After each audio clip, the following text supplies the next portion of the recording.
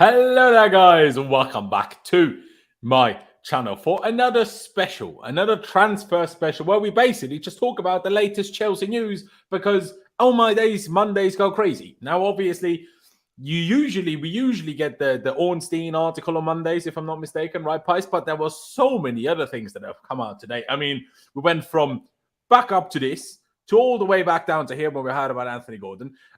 Then, we had a Malo Gusto bid. It was rejected, though, but we might bid again soon. So, it's all a bit of a madness. Now, please do excuse me. I haven't had time to eat, so I'm going to eat pot noodles during this. I will turn my camera off when I do, so you don't have to watch me eat. That's a bit weird. But just don't be confused when I turn my camera off for a minute. Anyways, let me start with you, Pies. First of all, thank you for joining me. With people probably confused. If they came here from your Twitter, they just thought we was beefing. Well, actually, we're not even beefing. But anyway, besides the point, it's a bit of a crazy Monday for news. Now, nothing in terms of, it's about to, be done deal here and done deal there. But we're back in for Enzo, apparently. Now, I did see one, not a rumor, it was just a hypothesis by a fan that was like, are we just bringing this briefing out for Enzo so we can get the Caicedo deal price down? I don't know. But any hope in you at all reinstilled that we could actually pull this Enzo thing off still? Or you're still doubtful? And don't ruin everyone's mood too soon, mate.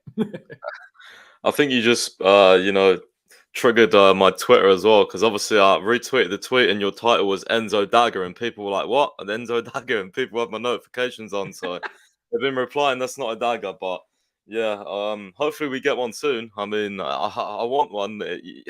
It's interesting because I didn't really take much notice of the reports. Like, obviously we was going for Caicedo over the last few days, and we've been looking at others and stuff like that. And then, but in every transfer article, but from everyone reliable, they've always said don't rule out another bid for Enzo. And I just kind of didn't really take notice of that.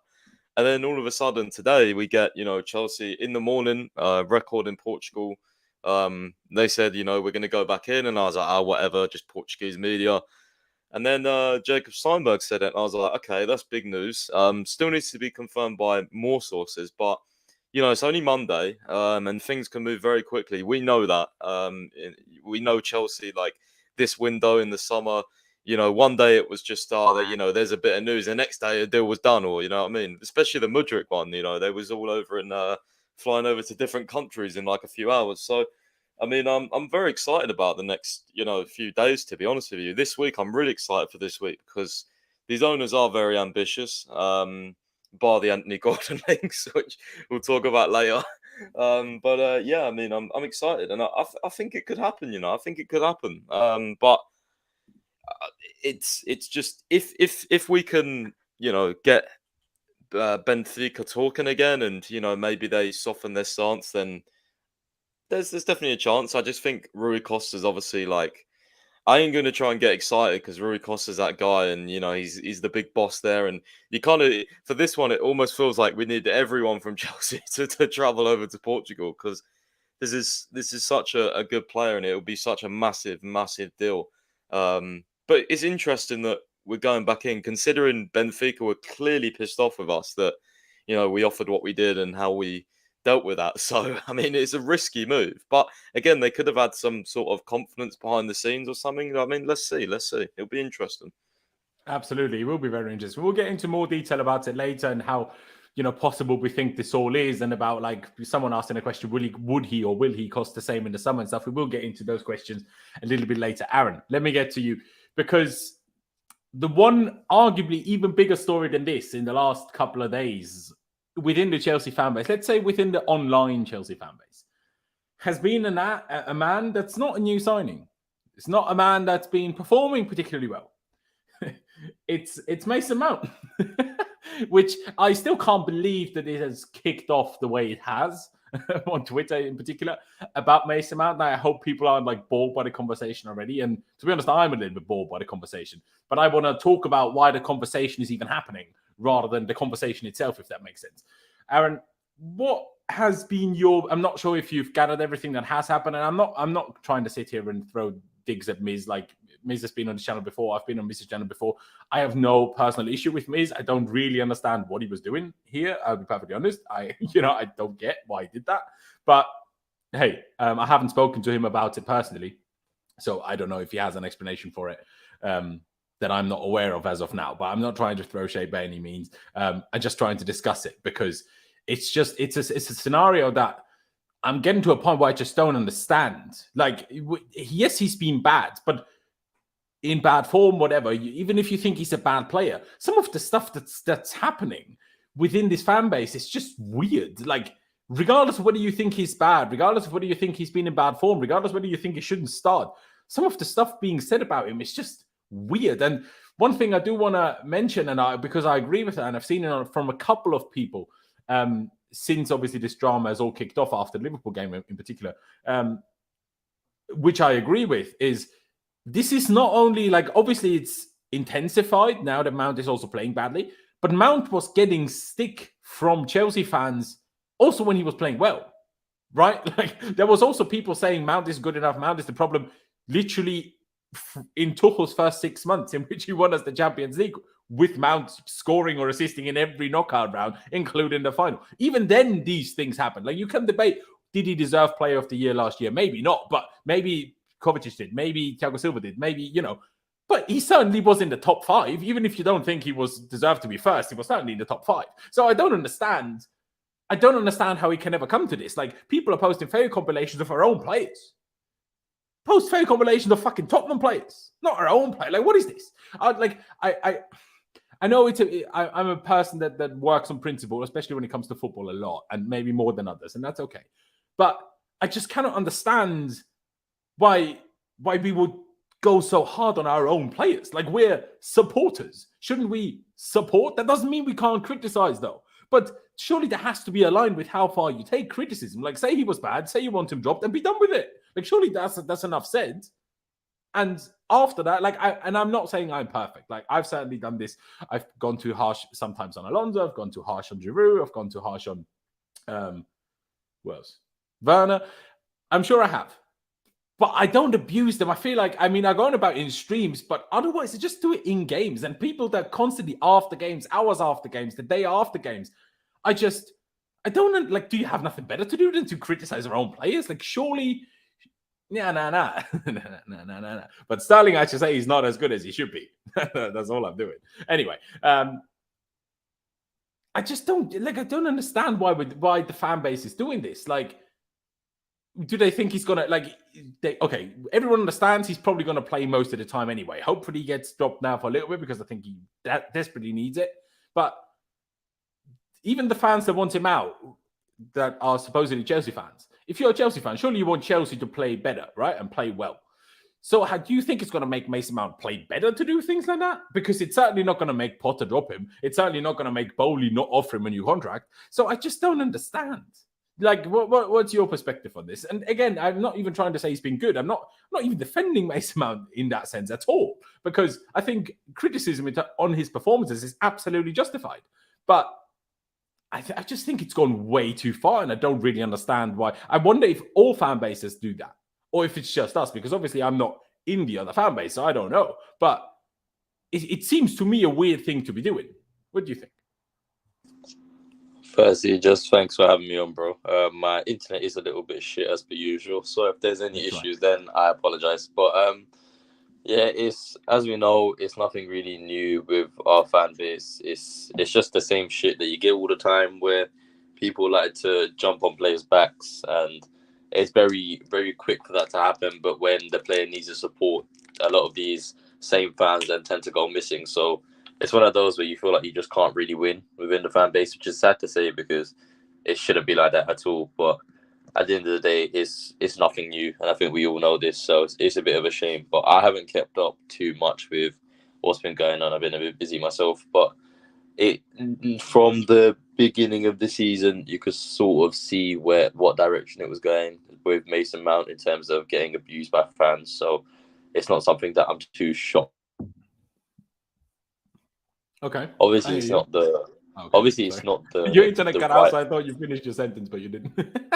Oh, sorry. No, it's not the right approach for the fan base to take. I can get it to a certain extent if you're annoyed, but I don't think there's any proactiveness in shitting on your own players when they're not in the greatest of form. He's given us 2 great years, and I think people are very quick to forget that he has played well for the last 2 years, where he's gone on a One Player of the Year. Last year was questionable whether he should have or not, but the fact that he still won it meant that he was up there with some of the better performing players. So I think the fans are just very quick to get on these players' backs, and really a lot of them should be cut a little bit of slack. Yes, they're not in a great place right now. They're not doing well. The contract situation doesn't really help his case right now at the minute either. But I think it's one of them where he will eventually get back into form, and it's just a case of having to be there to support him with it and try and see what he can make of it. But yeah, it's not the greatest of news to be hearing about, if I'm being honest. No, exactly. I mean, Pies, what's your perspective on all of this? I know you, and again, I can only reiterate, no problem with that whatsoever. You've been critical of Man, then again, also justifiably so, in my opinion. But do you also no? We had Gusto prepared, mate. If you look at the thumbnail and the title, we know what's happening with Gusto, mate. But sure.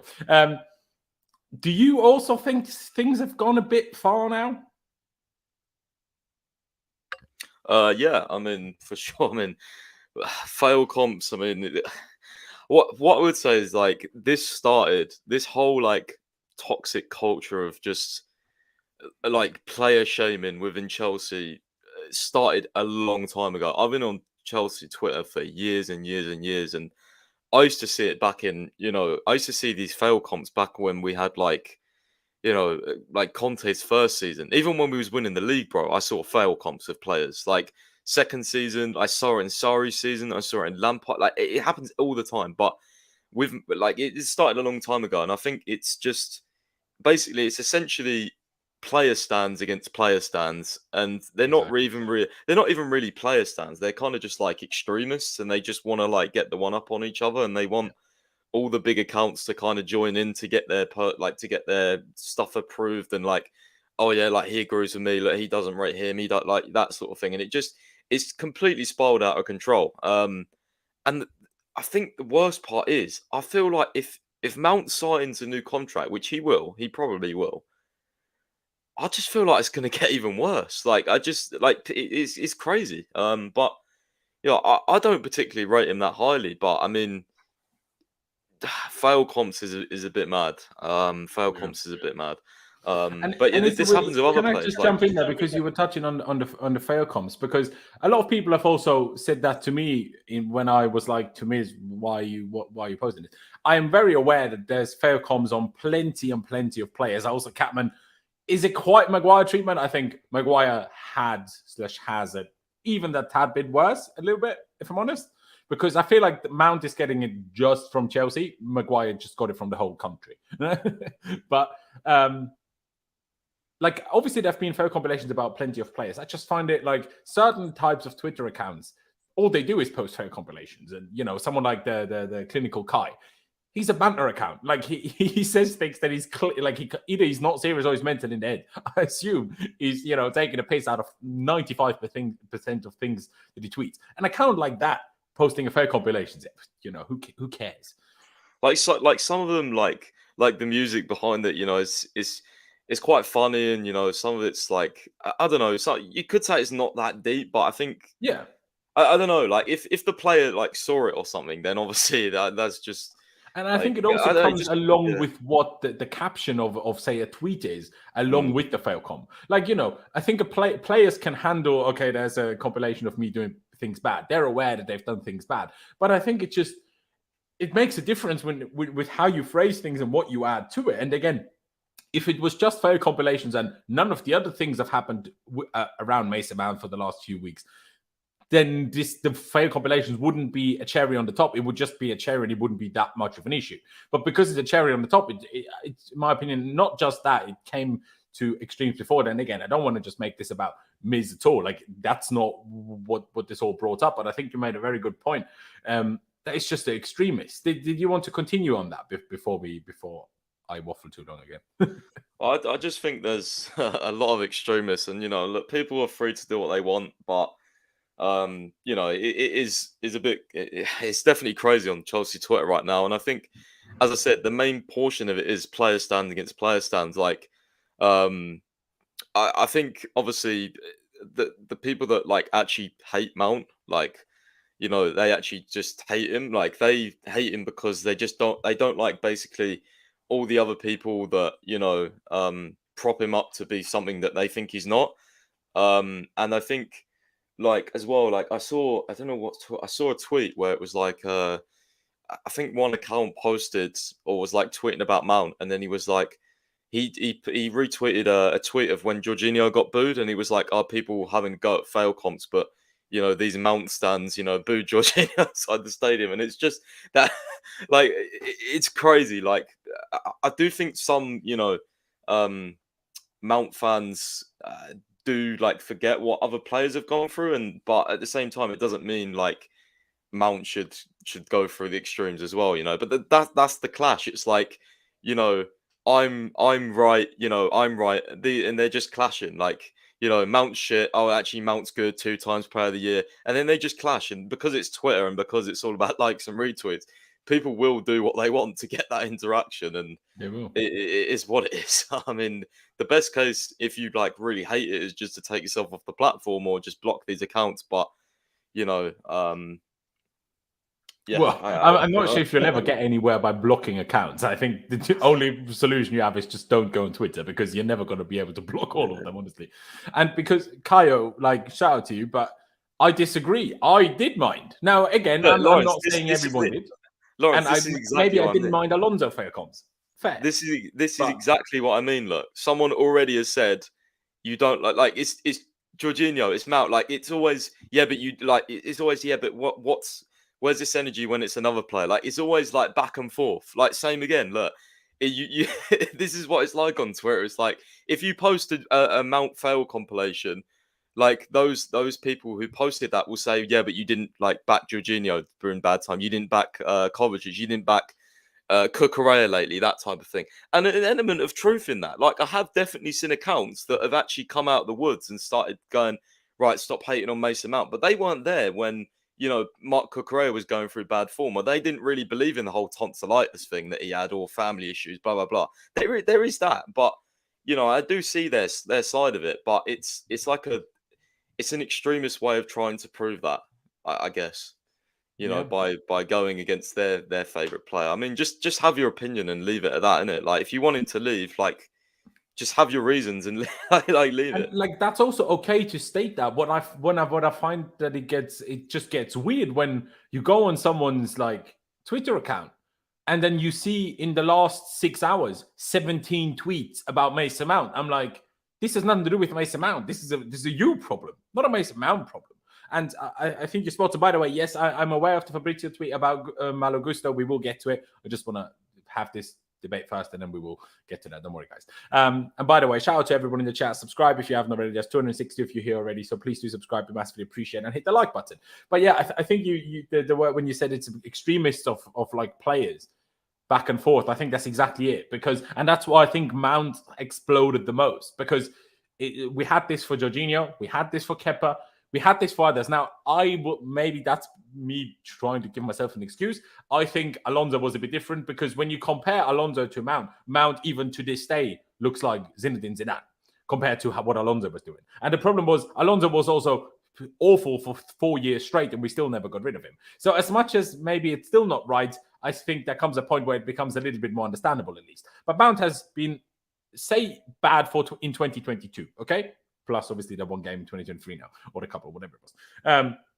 But I agree with you completely. Like, it's just the ones that really dislike him that also have an issue with all the Cobham guys, and they think, oh, we need to just sign actually talented players. The players from Cobham aren't so good. And then you have the other side of that coin, which is obviously certain Chelsea fans, and I think to some extent also an understandable thing. If you're English and you support an English club, of course, I find it understandable that you would want English players and players from your own academy to make it and, you know, to be good, right? I think that's totally understandable. If you're then not English, it also makes sense that you're not going to have that connection to the English players. Both is okay, right? Both is acceptable. But because Mount has that huge, obviously, the Cobham, the English, They're obviously part of the Champions League thing, part of, when Lampard brought him through. So obviously he's going to have a lot of backers from that side. And then you get the other side who are against it. And then they're constantly just, I'm not sure of the English terminology, but it's like one says this and then one says this, and it just constantly gets bigger, like a wave, one wave against the other, and you constantly you push it up. At some point, you're sat there with a tsunami. While I feel like Jorginho just didn't have as many defenders, therefore, the bad things at some point stopped. Right? And it's the same with Kepa. Now, obviously, partly also to do with their performances having fixed themselves or getting dropped or whatever. But it's like, we need to stop, guys. Like, what the part that I don't understand is, what do they think? Why no one has an issue with Reece, Laurenz? Because he's really good. But that doesn't take away from the fact that English fans still want English players to do well. I don't think there's anything wrong with that if you're English. And people also will have different opinions. People will not think Mount is as bad as you think, right? But regardless of the point, the disrespect is Zidane so bad. I disrespected Alonso, not Zidane. He's not here anymore. I can slag up Alonso as much as I want now. So let me off. But yeah, like I say, it's just. I think it's just too many on both sides, and that makes it explode in the middle. But I agree that I find it weird that certain people now come out to defend Mount, but didn't defend the others. And they're like, oh, what is this abuse coming from Mason Mount? But they didn't come out of their little blocks to defend Jorginho or defend Kepa or defend all of these other guys. Now, I can say about myself, hey, if you watch these streams enough, I defend Havertz, I defend Mount. But when I say defend, I don't think it means I don't criticize them when they deserve to be criticized. I just try to keep it a little bit under control when I think people take it too far. That's what I think. And that's what I think I do. And I did the same for Jorginho. I did the same for Kepa. Like, I was so unhappy with the fan base. The fact that we booed Jorginho at the bridge, the fact that we booed Sarri at the bridge, in my opinion, was an absolute disgrace. And I said that at the time, wherever I was producing content on, because I think that's unacceptable. That just wasn't enough. Did you defend Turbo Timo? Now, I defended him until November of his first season. Then I had enough. We'll be honest. Again, I'm not saying I'm perfect, but at least I tried to defend not just one player. Do you know what I mean? And that's what it feels like at the moment to me, because again, that's why I think it's gone so big, because so many people come out to defend Mount. But do you think it's purely him being English? Do you think it's purely him being from Cobham that he now gets more people defending him? Or do you think it's also an accumulation of how often this keeps happening now, that we just turn on our own players? And that's also part of why there's more people defending them now. Oh, there's definitely an element of because like they're English, and it's not just Mount. There definitely is. I've seen pieces from I'm not on here to call anyone out, but journalists who will talk negatively, even throw subtle digs at the Ziyech's, Havertz, Jorginho, like foreign players, Koulibaly. That's that type of thing. Sometimes even before they've kicked the ball. And they'll never say anything during Mount's bad form. And I do see that point of view from, those fans' perspective on, I'm talking about the people who are obviously going overboard on Mount. But again, it's just like all the comments you've reacting to there. It's like, yeah, well, where were you? You did this, you did that. Like, you also did this, so I kind of do this. It's like it's a never-ending back and forth, and it's like, because like it's funny because like whoever like criticizes what the Mount haters are doing, they've likely said something on another player where those Mount haters can go, well, look at that, you did, and then then it becomes a back and forth. So it's kind of like, I don't see how anyone wins in this situation. It's just like, me versus you, you versus us, like us against the journalists. Why don't you do this on other players, but you don't? You do it for Mount, that type of thing, like, and other English players as well, So, yeah, I mean, I've seen Conor Gallagher get a lot of abuse as well on Twitter, for sure. I mean, the slander names are quite funny. I mean, as long as there's no malicious intent, I do find but some of those quite funny. That's a good point, though, because again, slandering with like a little bit of a comedic background. Like, especially if you're into football, and especially if you do English football, there's going to be people taking the piss. Like, and you got to be prepared for that.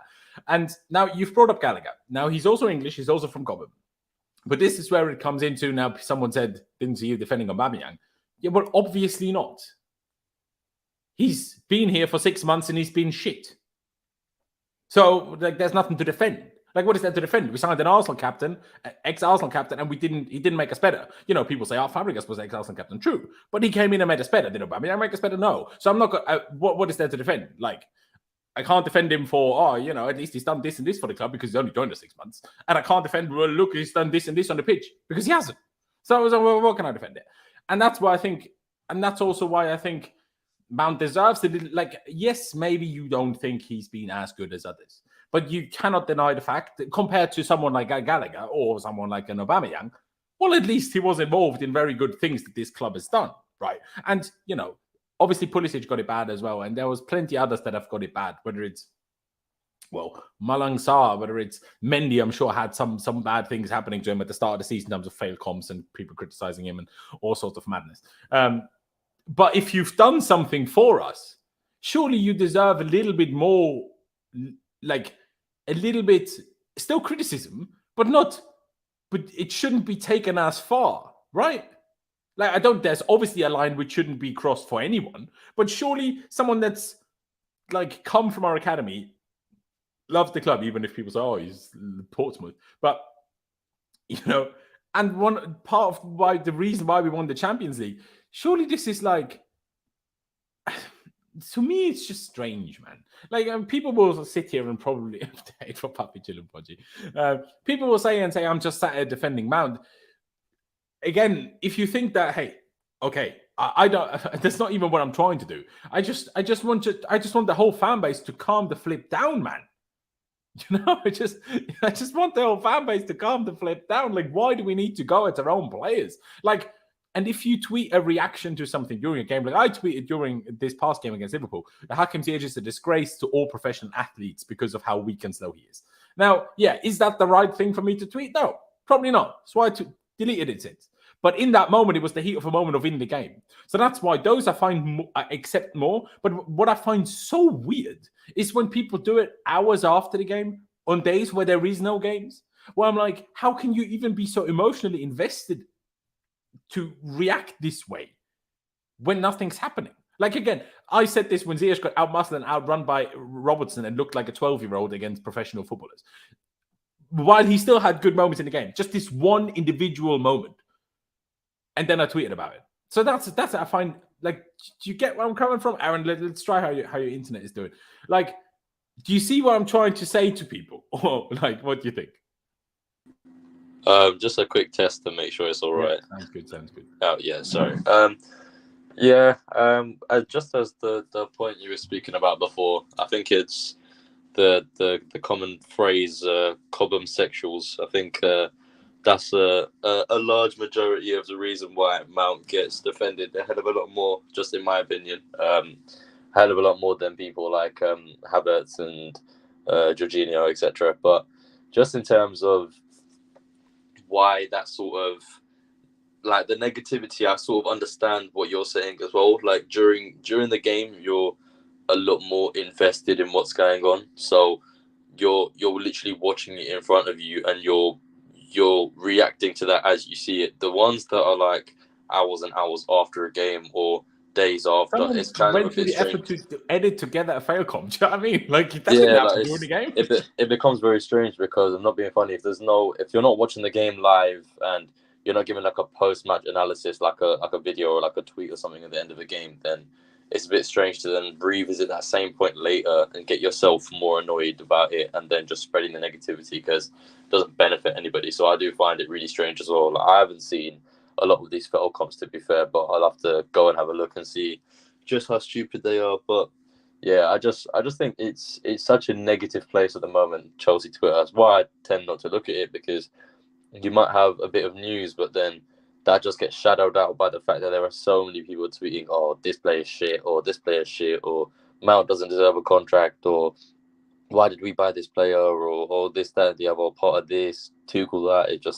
It just gets too annoying at times, and it's like, okay, we're going through a shit spell of form. We all understand this. We can all see it ourselves.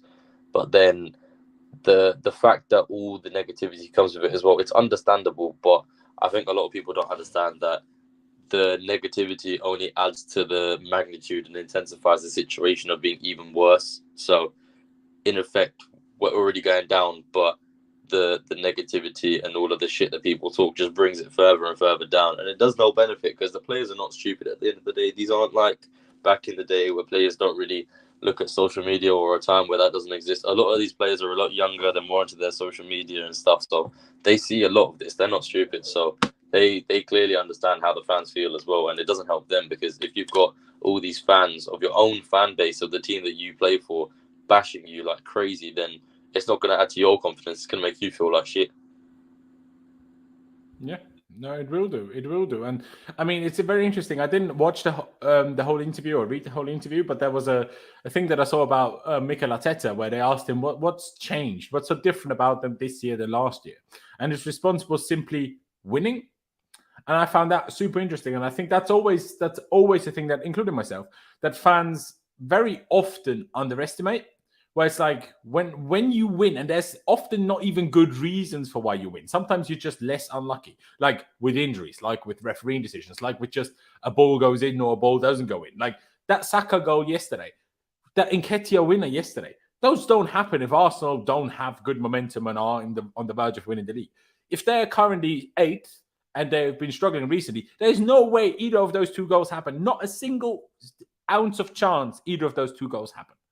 But those goals happen because things are going well. And that's also why all of our players are playing so badly. That's why I never agree with everyone saying all of our players are just awful. Now, some of them are absolutely awful. No doubt about it. But I never agree that all of our players are awful because that just wouldn't be logical. In my opinion, that just never makes any sense. But yeah, it's a difficult one. I don't know how much longer I want to talk about this whole thing because it's just... Again, I agree with people that more people should be defending Mason, others than just Mason Mount. I agree with that. I try my best, but you know, when it gets to a point where until today, when we got some transfer news, the last 2-3 days, all I saw on Twitter, every time I opened Twitter, was about Mason Mount. And someone said all they see is people defending Mount. Yeah, but then click on those tweets and see the replies and see what you see there. You know, because not just main tweets that get a lot of interaction, which is then on your For You page. That like the people criticizing Mount, backing Mount, will then get the most people that want to hate on Mount in the comments. So that's why it will be high up on your For You page.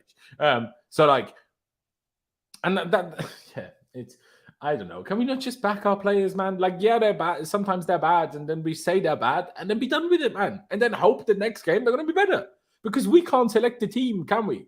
For flip's sake, but. No, not wrong button. One thing to highlight, I will also get your comment up, Jester, just because you also mentioned it here in the chat. Where is it? We broke UEFA. They are set to implement a new 5-year cap on contracts this summer. Expect Chelsea to speed things up this window to take advantage. Fucking brilliant, that is. They called Boehly a clueless baseball owner. He came in, found a loophole, nerfed the game, pretty much did our rebuild and dipped. And other clubs can't abuse the system now. Yeah, so because they change it before they get a chance, which is so now what we need to do. No wonder Enzo news has come out, bro. He's signing on a 10-year deal. Mate, we're gonna give him a 30-year deal. What? Bro, they called him a clueless baseball owner. Oh my days. Mate, it's brilliant. I mean, obviously, what are we going to do then with our big signing from summer onwards? So we're going to have to wait and see what we do about those. But do them all now. We'll do them all now, of course. But obviously, in 2 years' time, we'll sit here and say we need these players, you know. Then, but I guess by then we can sell some other players, and then we'll have more funds, and therefore by then we'll have a new sponsor, not Shitty 3, and you know we'll have way more money to spend without worrying about financial fair play, even when we only give out 5-year deals.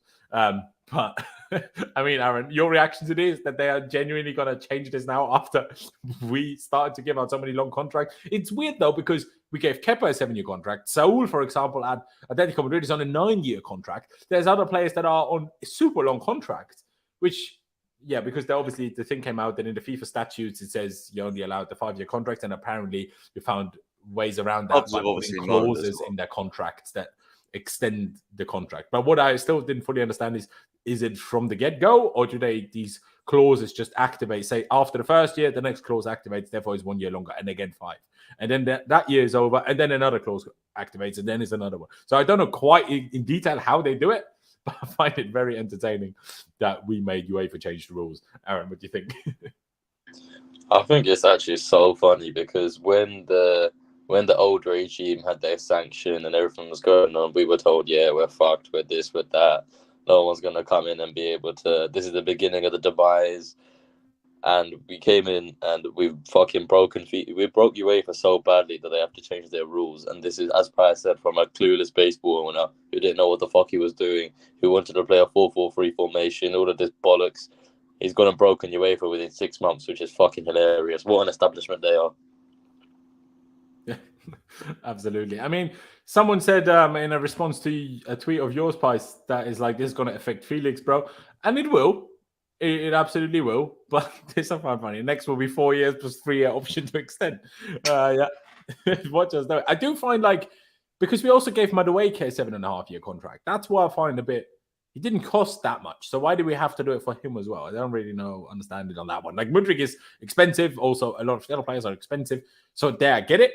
But Mudryk wasn't that expensive. So why did we do it on that as well? Not as sure on this one. But let's get to the big news that you guys want me to talk about. Pies, gone while I bring this up. Sorry, I was going to say, is it not to, even if it's not the biggest transfer fee, just spread it out as much as possible because they still want to bring in Gusto, because they want either Enzo or Caicedo, just even spreading out costs as much as you can. It doesn't matter how big or how little. It sort of makes the most sense.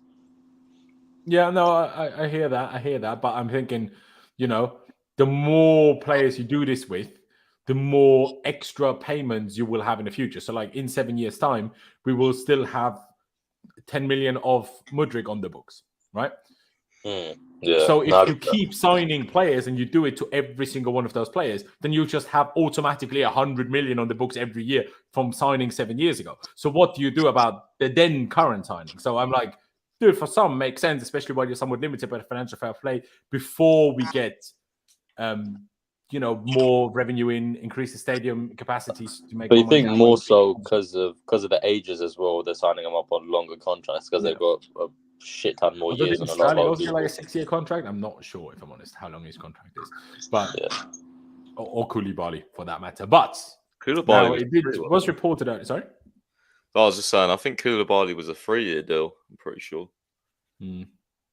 I think 3+1 potentially. Could that be the case? But we had the option, I think. But hey, here we are. Fabrizio Romano. Chelsea in direct contact with Olympique Lyon for Malo Gusto. Understand personal terms are already agreed on long-term deal. Player open to the move. Olympique Lyon have turned down Chelsea's opening verbal bid as... however these guys are pronounced, reported they want Malo Gusto to stay at least until June. This is an interesting one. So we got some news earlier in the day where it's like, okay, we're bidding. The last couple of days we already got the news. Malo Gusto is the guy we picked out to be the right back backup that we've been craving for. I do find it a bit stupid that it's January 3rd when we decided to make that bid, when Reece James is literally back fit, rather than on January 2nd when Reece James was out injured. But hey, it is what it is now. But yeah, I mean, I think the big part of this tweet by Fabrizio here is that personal terms are already agreed on a long-term deal. Player is open to the move, because that's that to me was the biggest question. Would he, at 19, as talented as he is, be even remotely willing to kind of be a backup to Reece James? Now, of course, Reece James, if we ever play a back three, could be a right centre back. But I mean, look at how many flipping young centre backs we have. So how is that going to happen? Could he ever play midfield? Maybe. But it was still the biggest doubt, in my opinion. Are we going to convince Malo Gusto of wanting to join us? But obviously, Lyon also no joke to negotiate with. We don't know, unless you know, Pies, but I don't know how big this first verbal bid was. And I don't know quite how much money it's going to take. But it's still Lyon. The sale of the club hasn't gone through so far. The person that wants or wanted to buy the club has even backed out, hasn't they? They had to have something to do with Palace as well, don't they? We were speaking about this in one of the recent streams. And I feel like they might sometimes, they might a little bit need the money if they wanted to get a new owner and now they can't. And then, so in your books, Pice, this is some of the best news we've had in about a week because but so not that long for our case, but that's just because we're mental. Bro, honestly, like if we get this guy, like I don't think people understand. Like he's one of the most talented fullbacks in the world. Like he's honestly, I remember I first watched him against West Ham in the Europa League. Obviously, I just watched it casually because why not? It was like the semi-final or the quarterfinals. I think I watched both legs. And bro, like he stood out. Like he's 19 as well. Like he's so talented. Honestly, man. I'd love to get him. Honestly, I honestly think he's way too good to be our backup. But I mean, if he comes, he obviously wants to come. So bring him in. The more depth, the more quality we have, the better. Like this would be for me. This is like this in midfield, absolute priority position. This arguably even more because if Reece James gets another injury, mate, I am not running Aspi and Chalobah for the rest of the season. I don't know what I would do. Like, we need someone in. I was happy with, like, that young guy from Spain. Like, I don't care. Like, but this guy, like, Malo Gusto, yes, please. All day, yes, please. I don't know what the bid is, but look, we're obviously going to try and get it done. The most important thing out of any deal, I don't care what people say, is the personal terms. Because without the players buying, you don't get anywhere. So, I mean...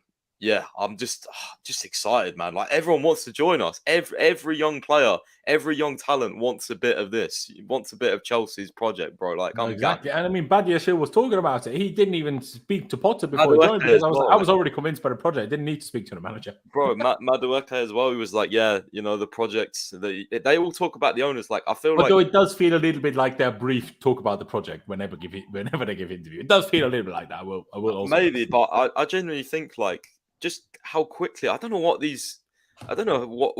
our guys say to them. Like it's like this must have just happened over the weekend. Like, and we focus on it this week with the midfield. Like I don't know, it's just crazy how quickly like people just I'll join Chelsea. Like I know obviously Lyon to Chelsea is an upgrade, but look where we are. We're 10th. We might not get a Champions League football next season. People don't have to. Especially a guy like this. It's mid-season as well. Some players don't want to. Europa League. The guy will play every game in the Europa League. Do you know what I mean? Yeah, but like some players, they don't. They have families. They're settled. So, but no, like everyone just wants. Yeah, I'll have a bit of Chelsea. I'm just loving it because everyone wants to join us. It's brilliant. No, exactly. I mean, that's what I'm thinking as well. And Clutch isn't here today, but he always, whenever you say a word like, the more depth we have, the better. Clutch will come out. No, I disagree. The more depth you have, the more player power troubles you have. But I think right back is one of the few positions where that might not be the case as much because pretty much the whole world seems to be aware how great Reece James. I mean, Reece James seems to basically be the reason why we signed Benoit, Joao Felix, and Mudryk. All three of them. Mudryk is like best right back you want or player you want to face Reece James. Joao Felix is, do you know anyone? Yeah, I met Reece James for dinner. Like, sorry, Agent Reece, eh? And Mudryk was all talking about, I can't wait to link up with him, blah blah. Players are aware how good Reece James is. So if it's Reece James, the guy that's ahead of you, then I guess you're going to be more accepting of, okay, at least someone's ahead of me. If you're like, say you're Mudryk, and then you see Sterling playing ahead of you, then you're probably going to be fuming. Do you know what I mean? So imagine Broja wasn't injured, and then Aubameyang started every game. He'd be like, well, what the fuck? And I would be too if I was them. But when it's Reece James ahead of you, and you're like, well, I'm not better than him, so I can't really complain. Once they've agreed to join, they've agreed to join. So now it's just a question of can we sort things out with Lyon? And hopefully we flipping can. Aaron, I'm not expecting you to be an expert on Malo Gusto. I did put it into Google Translate the other day. And apparently Google translates things Malo Gusto is Filipino for I don't like it, which I find quite funny. But here we are. I do like it. And I want us to sign him. But, it's fantastic news in my opinion. What do you reckon? Well, if it means I don't like it in Filipino, then clearly that's wrong because I very much like it. He, whenever I've seen him in the past, he looks like a very good player. So, especially being as young as he is, as talented, as high of a potential, it just becomes really exciting now, this project, because you've got Reece James obviously still nursing back to fitness, and we're all losing our fucking marbles, having to watch Aspi at right back, and we're just looking for a solution to that so we don't have to see it. And then they go and hunt one of the brightest prospects in the world for young prospects. So we can't really ask for too much more. If they're really serious and they they get this one done, they get either Enzo or Caicedo done, then this could be a really strong second half to the season with the amount of players that we're bringing in. And before UEFA then go and change their rules, we can chuck them on crazy long contracts and really, really take the piss. Yeah, no, absolutely. And I mean, I don't even understand how, like Pi said, how we're convincing him to come. My only I know I may be being overly critical again here, but I still don't understand why it took us till January 23rd to make this happen. Like, our results could have been better in the last 3 weeks had we just done this 3 weeks ago. But hey, better late than never. But still, not as good late than early, you know. But one thing I do want to talk about before we get back into Enzo is the bad news of the day. According to Matt Law, and, you know, his reliability has taken a bit of a nosedive as of late, but, you know, you still have to take him a little bit seriously. But it is kind of funny news how he was the first to know about Lampard getting sacked, how he's the first to talk about Anthony Gordon again. I feel like maybe Matt Law is just some kind of agent of Anthony Gordon, will get a cut price, you know, a percentage of whatever fee he leaves for eventually. But the fact, like, this, Chelsea could renew interest in Anthony Gordon and also Amadou Onana. Now, I'm not an expert on Amadou Onana. Seems like a decent enough player. If he was to be a backup, I wouldn't cry about it for too long. But again, isn't that what we signed Casadei, Andrey Santos, these types of players for? I don't know. But Anthony Gordon, I can only repeat myself from the summer. Take yourself, put yourself in the bin, and stay there along with Everton. Mate, I've seen Everton fans say the biggest disgrace that their club has done is reject 60 million for Anthony Gordon. And now we want him again. Even Everton fans think he's shit.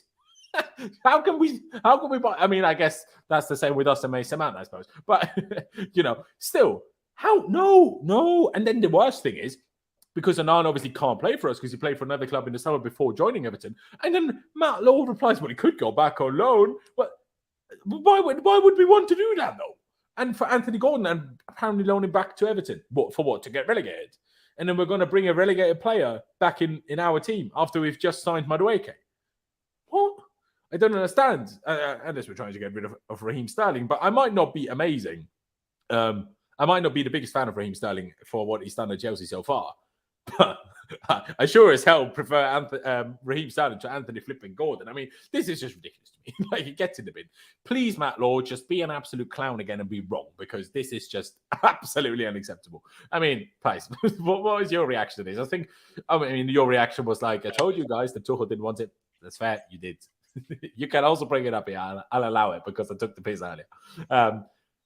But surely not, man. It's like loaning it back. So what? So we're just spending money to give Everton more money. What? Yeah. Because if we loan it back, surely that's all we're doing. Yeah, this better not, like even if it's true, this better not come to fruition, man. Like the Gordon one, oh my lord. Like I don't know. I don't know how I even allowed myself in the summer to be like, yeah, you know, he could be right for us. Like, my God. Jeez, like, especially the price tag like he would go for is just ridiculous. You see the types of players we're signing now, just goes to show how down bad he was with, you know, past times. So, like, yeah, no, like, absolutely not. Like, why do we need him as well? Like, where's he going to play? We got Mudryk, Sterling for the left, still got Pulisic. Even if you sell Ziyech, you got, you know, Madueke. You what, you're going to bring him in with Madueke on the right? Like, Jesus Christ, man. Come on, man. Like, I mean, someone said if we sign Malo Gusto, Reece James would just be our right winger. I'm like, okay, fair enough. I mean, not a bad shout, to be fair. No, actually, I was like, yeah, okay, you know, I'll take it. Yeah, I'd play Reece James. Probably better than all of our current attackers. So 100%. It'd be better right wing than Gordon, but yeah, no, that one better not come to fruition. I mean, Onana, like, I think he's all right, but again, they signed him for 35 million from Lille. Like, they ain't selling him for a cut price, even if, you know, it means, like, whatever he goes back up. Like, what the hell is that all about? Like, we need a midfielder now. Like, that makes no sense. I don't know where this has come from, but, you know, we've had so many hits. Like, there's not really been one signing. I can't think of one signing, like, under Potter so far where I'm like, yeah, no. Like, but Gordon and Onana for these prices, absolutely not. Like, this better not happen. I'll be fuming with the Gordon one, especially because, you know, if you really wanted another winger, Anthony Gordon, really? Like, Yeah. if they made a surprise move for another winger, fucking go. I know Hutchinson didn't look great in that game that he played in the Prem.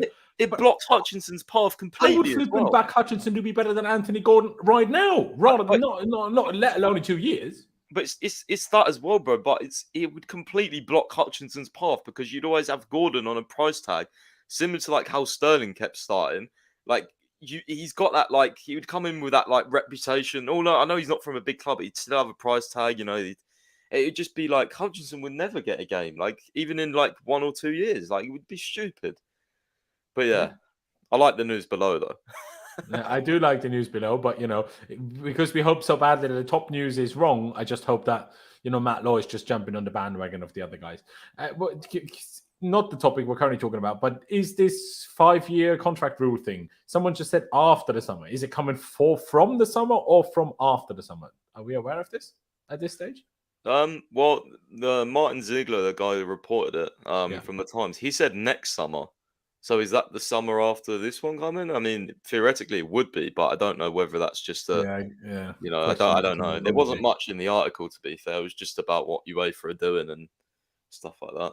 I mean, what's clear to me is that other clubs have clearly snitched and have been like, "Oh, what's going on here?" Then, like, it's just hilarious. Well, that's what I love, though. Like, I'm sure a lot of you guys have already seen the.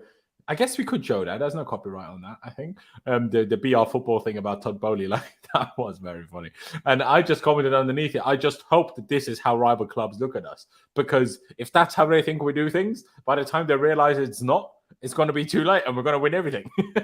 So I'm already hyped. But, Aaron, are you as fuming about this Anthony Gordon news here as we are? Because, like I say, to me, it's just mental. Like, I quote tweeted this Price tweet just saying, if he costs less than 10 million, then we can talk. But only not because that means I then want to play him. No. But then you can just sell him in 6 months for 20. And we can just make some money. Do you know what I mean? Like, it's like flipping a car or whatever. You buy it for cheap, you give it some extra credentials on their CV. Oh, I've played for Chelsea, even if he never features, and then we sell him for double the price. That's the only scenario in which I'd remotely accept this. But imagine. Like, I mean, we don't even know what the price would be now. It was 60 million in the summer. I doubt it's going to be that high now. But no, man. If even Everton fans, and they're in the relegation zone, if even Everton fans think he's awful, surely we can't be entertaining this, right? I'm not being funny, but if you're bringing Anthony Gordon in the same window, you're getting deals like Mikhailo Mudryk, Madueke, all these kinds of players. If you're complementing that with Anthony Gordon, then these lot need to give their fucking heads a wobble, because that is outrageous. That's like going into Rolls Royce and buying a premium car and then taking it to a garage and they put it on a jack next to a Toyota Yaris or some shit. It's disgusting. I don't even want to talk about it, man. It's just going to piss me off so much. I don't want to see that shit. I don't need to see that. I don't deserve that shit. That's more important. I don't deserve it. I've not done anything bad in my life for me to have to watch Anthony Gordon in a Chelsea shirt. No, exactly. I agree. Aaron's been a good boy. Aaron's finished his dinner. Let's not give him Anthony Gordon. He does not deserve this. Just because of the audio and people won't understand the clip otherwise. But someone tweeted and Price said it to me. We're going to sign Enzo on a 15-year deal now just to piss you away off. That'll be funny. And then next year we're going to go for the fucking Super League again.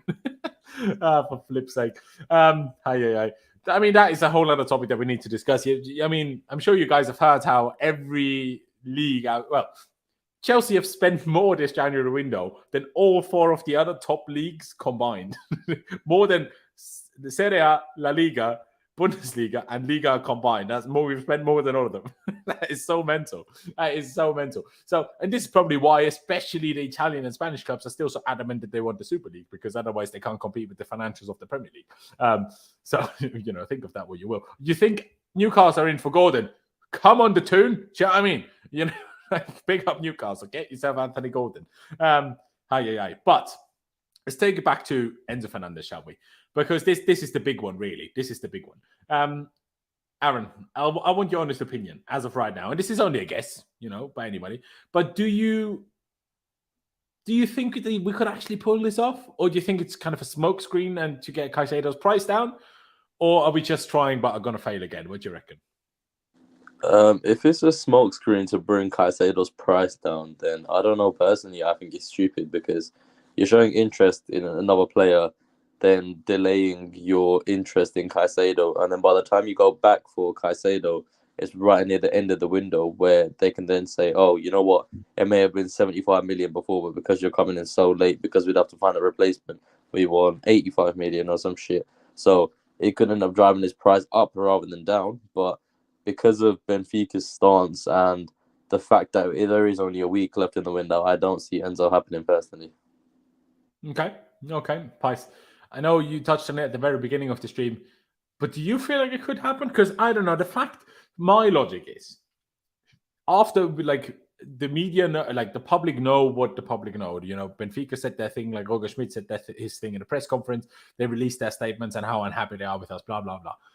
The fact that we are even considering going back in tells me that there is a chance. Otherwise, we wouldn't go back in, to me. Because if they so hard, laughed us out the office after we turned up with our 85 million euro offer plus potentially Ziyech and God knows who else, surely, like, as much as our owners might not be all the biggest experts in football itself, surely they understand when a negotiation has gone so badly that, you've just ruined it and there's no chance. So if we're actually going back in, to me, that suggests that there might be a chance. But, Pice, I have a question for you. Do we know even if the release clause is active in the summer? And do we know if the release clause is active for the whole summer? Or like, do we know any of this at the moment? Because this is always what I find a bit strange. I mean, every outlet in Portugal and England, especially a week ago, 2 weeks ago, spent every single second they had in the day talking about Enzo Fernandez. But not one single one of them found out, or at least reported, what the release clause situation is past January, which I just find strange. But do we know this at all? And then take it to your opinion, whether you think it's going to happen or not. Not on this stream, I won't be able to tell you. I mean, I don't quite know at the moment, but yeah, I think it could happen. Honestly, like with this news coming out about like them extend or like reducing the contract length or something to be able to spread payments, like I think this could just make us go even more nuclear this window. Like, I genuinely feel like we could just do another big deal because, like, I think it all depends actually on, like, if it starts this summer coming, we're 100%. I mean, not 100%, but I would actually be pretty confident on us getting Enzo because I feel like this basically is your summer window to do your big deals in the way you want to do it. And clearly they want to do it at the moment in these, save as much money as possible, or at least spread payments out type thing. So, yeah, but I mean, in any case, I think this is good news for us because I think it's gonna, I'm sure they're going to be having some discussions about it when they heard the news, and I just feel like this will just make us go and do more deals and just kind of like flex on UEFA a little bit. Hey, look, you want to change the rules? Hey, here's another 2 deals for you over 7-year contracts. Like, I'd love them to think like that. So yeah, let's hope they are, but. Yeah, Chelsea's so unpredictable, man. Like, as Aaron said, like I don't really think it'd be the smartest idea to use this Enzo thing as, try and get Caicedo's price down. Like, Brighton are not stupid. They get top, maximum money for their star players. So they won't be phased or altered by us doing that method if that's what we're trying to do. So, I feel like Enzo is, well, and we know Enzo is the top target because that's who we tried to go for in the first place. So, yeah, let's see what happens. But I'm quietly confident on it just because, like, why wouldn't you be at the moment? Like, the owners put their money where their mouth is. They're clearly ridiculously ambitious in trying to rebuild this team and help the manager. So, why wouldn't you be somewhat confident? Like, everything's going right so far, right? So how could you say, it's not going to happen? Well, no one can tell that for definite, but from everything we've seen so far, why wouldn't you at least be a little bit sneakily confident? You know what I mean? As you said, if it was completely broken, why would we be going back in? They would know. Like, this is what I think. This is what I don't get, because everyone says, like, all these reports said, Benfica have been clear, 120 million or nothing, release clause, right, in euros. Well, then if Chelsea know that, why are we going back in? Are we going to pay the release clause? Obviously not. They don't want to do that. So, yeah. We're either being extremely stupid or wasting our time, or there's something there. And I think, I think there's something there. But we'll see. No, absolutely. I mean, we'll go through this by Ben Jacobs in just a second because he gave a little bit more detail and context than others have. But what I wanted to add, like, until today, I still had a little bit of hope in the back of my mind where I was like, maybe we will just pay the release clause. Like, obviously, it was always like we don't want to, and we must, because no one said then we will be in trouble with financial fair play. They only ever said we might be in trouble with financial fair play. And I was thinking, yeah, well, maybe they found a way how we won't be, and then and that's why it took them 3 weeks to now figure all of this out, and now we're just going to pay the release clause. But it doesn't seem like that is going to be the case anyway. Until today, like, not until today in terms of that has changed, but including today, that still seems to be the case, that we don't want to pay the release clause itself. Ben Jacobs has tweeted about it, and again, I'm still not 1,000,000% sure how I want to rate Ben Jacobs as a source, because he did really, really, really well when it came to the whole takeover process from Roman Abramovich to Todd Boehly and co, of course. And he's not been bad, I'll be honest, on transfer stuff, but then he keeps going on about how Messi will apparently go to Saudi Arabia, and Fabrizio Romano keeps saying he won't. So I'm like, bro, why are you going like reliability battle with Fabrizio Romano? That's not a smart move, surely. But hey, let's see what he said here, and then we'll talk about it. So Chelsea still hope Benfica soften on the Enzo Fernandez position due to an offer lower than his 100 million euro release clause, still being significantly above his market or summer value. Chelsea considering testing Benfica's stance. It would force an already divided board, and they're talking about the Benfica board, not ours. When I first read this, I was like, wait, our board is already divided. But no, he's talking about Benfica's board. To make a last-minute decision on whether it's worth cashing in. Fernandez still wants the Chelsea move. Benfica's public stance remains release clause or nothing. Chelsea sources continue to insist they won't trigger the release clause, but an improved offer could yet create late window drama. Big bids for both Fernandez and Moises Caicedo still can't be ruled out. Chelsea don't consider this window closed or Mikhailo Mudryk as the only marquee signing. Both Fernandez and Caicedo are tough to pull off, but Chelsea haven't given up on either. It won't be both, though. Yeah, I mean, what can I say? It's just very interesting. And like I say, I can only back what I just said in terms of why would we go back if we didn't think there was a chance. Do you not see that at all, Aaron? I know you said you don't feel like it's going to happen, but do you not see that logic still, that if it was impossible, at least, doesn't mean it's going to happen, but if it was impossible, I feel like we wouldn't go back in, would we? Aaron, are you here? No, I kind of get what you're saying, but just from my own standpoint, the way that I kind of see it, it's a bit like, it doesn't really kind of make sense to me in terms of, if you're gonna go back in for a player, I get it. Like, it'd be very stupid to go back in without having that sort of optimism that you're gonna land it. But being a week away from the end of the window when you were initially going for him at the beginning, it kind of just seems a bit strange to me that you choose now to make your pursuit and like have that concrete serious interest where you piss about the first time and now you want to go back in more serious. To me, it just seems a bit strange, if I'm being honest. But obviously, if they're going in for it, supposedly if they are going in for it, then they must have some sort of optimism, because otherwise it'd just be plain stupid if they did that. They'd have egg on their faces again, and I don't think they're really in a position where they can afford to do that again, judging by how the first time went. I do hear what you're saying with that, to some extent, I'll be honest. My only, and this is more hopeful than I'm telling you you're wrong, more me hopeful, maybe the thinking was, well, we clearly did piss them off to some extent. Let's give them a week or two to cool down and then go back in. I do see a little bit of sense in that. Do you see what I mean, Aaron? Yeah, no, 100% I get that as well.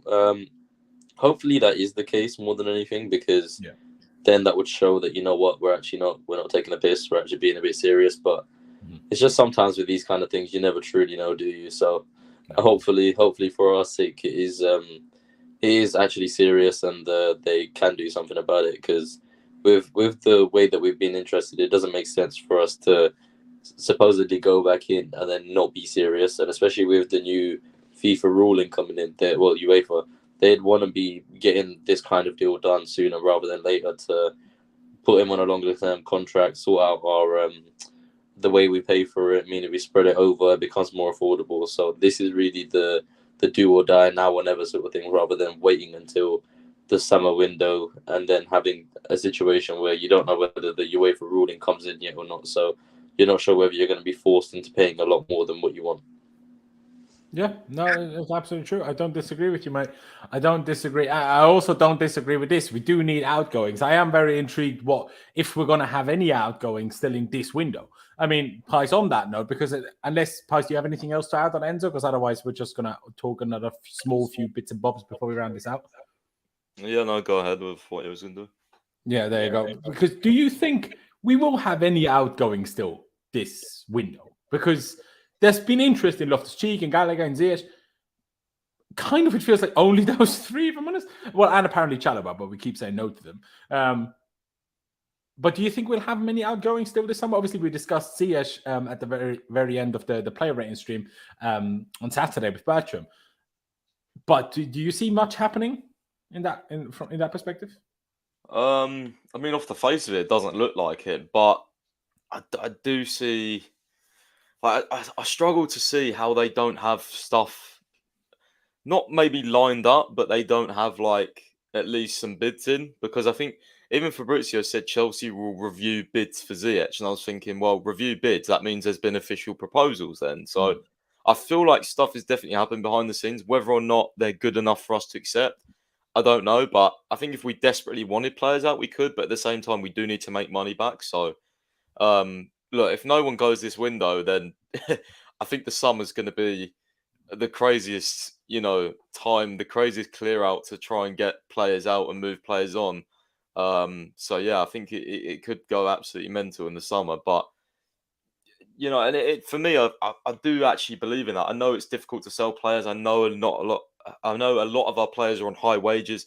It's difficult, yeah, but like the owners have pretty much followed everything to a T. They've not hardly lied about anything that's come out in the media. And when you have people, like Fabrizio, like Matt Law saying Chelsea have planned this, clear out. Like, why wouldn't you believe them? Like, it's going to happen. Like everything else has happened, in my opinion. So, yeah, stuff will happen. Whether it will be this window, I'm kind of 50-50 on it, to be honest. Like, I'd love to sit in that boardroom and like speak to them. All right, what have you received? Because it's the element of the unknown, just as much as it is about transfers, to be honest. Because last night I wasn't thinking about Enzo Fernandez. I thought I was crying in bed looking at his passing comps. So who knows? Who knows? No, exactly. It's difficult because part of why we're also part of the reason why we haven't had outgoings yet this window is because we've had so many injuries. Because some of the players that we would like to see go out are injured, i.e. Pulisic. Not like to see as me as a fan or us as necessarily a fan base, but I think the club, in terms of the signings we've made, wouldn't be surprised if Pulisic was moved on, right? You're not going to sell someone like Havertz in January. We shouldn't, because then we don't have any strikers again. We can't get rid of Aubameyang because he's already played for Barcelona. For La Liga rules, Barcelona can't take him back, and for FIFA rules, he's not allowed to play for anyone. You're not allowed to play for more than 2 clubs, so that's why we can't get rid of him now. And then all the other players like Ziyech so far, even like a Gallagher, as much as we might want to cash in on them, want to get rid of them, because of all the injuries, we've needed them to actually play. So it's a little bit like difficult to tell them, by the way, we want you to move on. We've received this offer. We're going to say yes. Because if you tell them then 2 days later, start against Liverpool, by the way, well, how's that going to work? So I think the injuries have also hampered us in potentially having outgoings. But I wouldn't be surprised if by the time we get to like deadline day or whatever, that we get like 3 or 4 outgoings. Now, this doesn't necessarily mean like huge outgoings. I'm not expecting the biggest huge outgoings. But there was a couple of reports that today, wasn't there, Pies, that Slonina, Casadei, and Hutchinson might all get loans still this January. Is that the case? Yeah.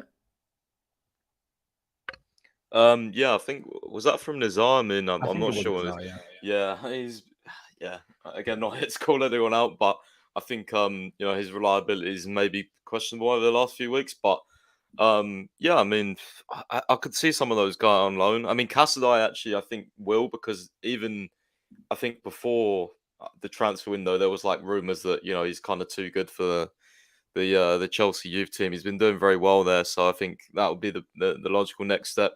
Hutchinson will be really interesting because clearly he's not, ready enough for the first team yet. So, and by the way, like I think they played last night. Like I think he got like 3 goals or assists or something like combined. Like he's clearly too good for that level. So, because that's the reason why we wanted him in our first team in the first place, because he was just absolutely destroying everyone in the academy. So I think that would be a nice step. But Yeah, for me, I'm just, I like to see what those guys do out on loan, but I'm interested in, are we actually going to make any permanent sales for some players that, should probably be cashed in on? That's my, what I'm interested about, really, more than the loans. Yeah, no, I agree. I agree. Aaron, though, your perspective, outgoings, mainly obviously permanent ones, but also loan moves potentially for the three that I mentioned. By the way, guys, we still have pretty much 400 people watching. If you haven't already, please be sure to subscribe. We're on the road to 20,000 subscribers. So every new subscribe counts. Please hit that big red subscribe button and hit the like. Let's get to 150 likes at least. But yeah, Aaron, what are your thoughts on the outgoings? Do you think it's like a serious issue that we haven't had any yet? Do you agree with me that the injuries have played their role in not having had any of those yet? Yeah, 100%. I think when you look at the fact that we've had 11 or 12 players out injured, it does make outgoings very difficult, because then it's a case of, if we get rid of this player, then who the fuck do we put in their position? Because most of our players are on the treatment table, so we got no choice but to keep them around. But I think once the summer comes around, when a lot more players are back from their injuries, we know who's going to be here next season, who isn't, then it's a lot easier to sort of let the players who contracts are going and they're not getting renewed, they'll go. Whoever they want to keep, they'll know, and then they can put everyone on the chopping block, and that way you've got a lot more time within the summer to get rid of all of those players. But I think the more important thing is actually those youth players, Lenina, Hutchinson, and Casada, getting some sort of loan deals, because having that experience of going out from the U18s, U21s, whatever they're playing in, and then actually going and playing more regular football at a level which is a bit more compatible with them, it'd be quite good to build on their experience, and they come back whenever their loans expire, then see sort of how they're developing, whether they need another one, whether there's a space for them in the squad. So it is quite interesting to see what they'll make of that. And also what they do is some of the new signings who aren't really playing as much, like your Fofana and Andrey, Santos, etc. Yeah, no, I agree, mate. I agree. I mean, the only thing why I'm a little bit concerned about not having had outgoings, even though, like I say, I think the reason for it has been injuries, it's just because it's not easy to get rid of a lot of players at the same time, even for cup prices. Like, you're going to be like, there's a lot of time to negotiate, and then you have to like see, okay, is this one going to come to fruition, to make a decision of, do we want to sell that guy? So that's why I'm like, if you have to do too much in one window, it becomes a little bit difficult. But hey, really, like a clear out, the more important bit is getting the new players in. The clear out will automatically happen, because once you've signed all the new players, the players that we want to clear out aren't going to play anymore. So then if they're not going to play, they will want to leave, with a few exceptions where they have such big contracts that they might be okay with just sitting around doing nothing, taking a big wage. But that is not the case for too many of the players that we're trying to get rid of, I think. Like a few of them, of course, but not like crazy amounts. So I'm like, once you have the new players, I feel like it's much easier to get rid of all of the other guys. And then also, if you sign the players before you sell the players, then you're not going to be exploited as much by the other clubs. Because if you've sold the players, and say we sell all of our strikers, and then we want to sign a striker in the summer, well, then every club is going to know that we are unbelievably desperate to sign a striker. So they're going to charge us more. So if you only sell them after, yes, you might get less money for them, because they know, the other clubs know you are desperate to sell the players. But hey, in my opinion, Lukaku has been a huge sign that if necessary, Boehly will do whatever is necessary to just get rid of the players. If it's a cup price, it's a cup price. If it's not a great deal for us, it's not a great deal for us. We just need to get rid, and we just need to have just have a clear out. Do you know what I mean? Just have the clear out. But Pys, is there any other bits of news? Otherwise, I think it's about time we round this one out. I think we've pretty much gone through everything, to be honest, bro. I mean, I struggle to remember sometimes, but yeah. No. Let's go through your Twitter of today, and I haven't seen anything else. Yeah, but see, I mean, we've discussed this plenty. I disagree. If anything, I think our pull power is insane for considering where we are currently. That people like Malo Gusto are willing to join us. That Enzo Fernandez is willing to join us. Caicedo is up for the move as well. They're all these players, like, okay, they're all young players, not like superstars in terms of prime superstars. But I think in general, our pull power is absolutely immense at the moment. So I have to disagree with that. But yeah, I think it's about. I guess the only other thing I was going to say was report came out in the Athletic this morning from one of their Spanish reporters who works on Atletico Madrid, and he said something really interesting. He said that Joao Felix has a clause in the deal to Chelsea, in quotation marks, opening the door to a permanent transfer in the summer. Now, we know that it doesn't have an option or obligation, so I don't really know what that is, but I'd imagine it's true because it's from the Athletic. So,